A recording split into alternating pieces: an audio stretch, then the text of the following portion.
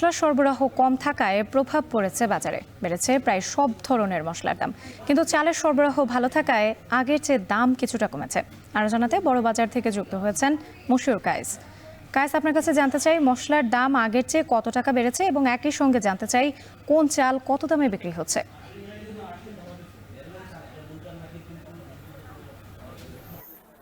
রাত্রি, আপনি যে বিষয়টি বলছিলেন যে সরবরাহ কিছুটা যে কম, সেই কারণে এবং আমদানিকারক যারা রয়েছে তাদের কাছ থেকেও কিছুটা বেশি দামে কিন্তু বিক্রি করতে বেশি দামে কিনতে হচ্ছে, যার ফলে কিন্তু বাজারে এর প্রভাব পড়েছে এবং দাম কিন্তু বেড়েছে। আমি যদি একটু মশলা জাতীয় যে পণ্যগুলো রয়েছে সেগুলোর কথা যদি প্রথমে বলি, এই যেহেতু রমজান মাস চলছে, যে মশলা জাতীয় পণ্যগুলো যেগুলো রয়েছে সেগুলোর কিন্তু আসলে একটা ভালো চাহিদা রয়েছে। এরপর আসন্ন ঈদ সামনে, যেহেতু ঈদেও কিন্তু মশলা জাতীয় পণ্যের একটা ভালো চাহিদা থাকে। সব মিলিয়ে কিন্তু চাহিদা বেড়েছে এবং সরবরাহ এখনো পর্যন্ত কম, এবং সেই সাথে কিন্তু আসলে আমদানিকারকদের কাছ থেকে বেশি দামে কিনতে হচ্ছে। সব মিলিয়ে দাম কিছুটা বেশি। আমি যদি একটু দামের কথা বলি, মশলা জাতীয় পণ্যের প্রকার বেঁধে কিন্তু আসলে 50 থেকে 100 টাকা পর্যন্ত আসলে এখানে আমরা বাড়তি পাচ্ছি বাজারের বিভিন্ন দোকানে।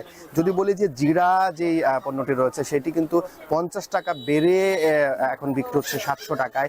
এলাচি বিক্রি হচ্ছে এই মুহূর্তে আসলে 4400 টাকা ছিল, যেটি 4500 টাকায় বিক্রি হচ্ছে। এছাড়াও দারুচিনি বিক্রি হচ্ছে 50 টাকা বেড়ে 500 টাকায়। এছাড়াও লং বিক্রি হচ্ছে যেটি 1150 টাকা ছিল, সেটি কিন্তু 1300 টাকায় বিক্রি হচ্ছে। আর অন্যদিকে যে তেজপাতা, সেটির দামটি আসলে স্বাভাবিক রয়েছে। এছাড়াও অন্যান্য যে মশলা জাতীয় পণ্য রয়েছে, যেমন আদা, পেঁয়াজ, সেইগুলোর দাম এখনো পর্যন্ত আসলে স্বাভাবিক রয়েছে।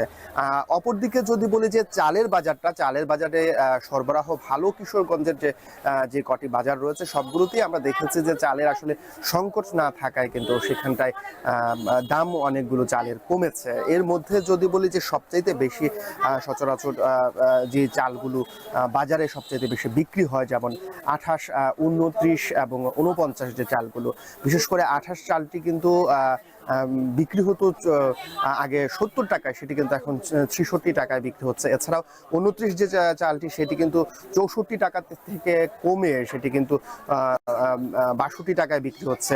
এছাড়াও অপরিবর্তিত রয়েছে যে 49 চালটি। এই তিনটি চাল কিন্তু সবচাইতে বেশি বাজারে চলে। তবে দামি যে বেশ কয়েকটি চাল রয়েছে, রাতা বুরু, টেপি বুরু, সেগুলোর দাম কিছুটা বেড়েছে।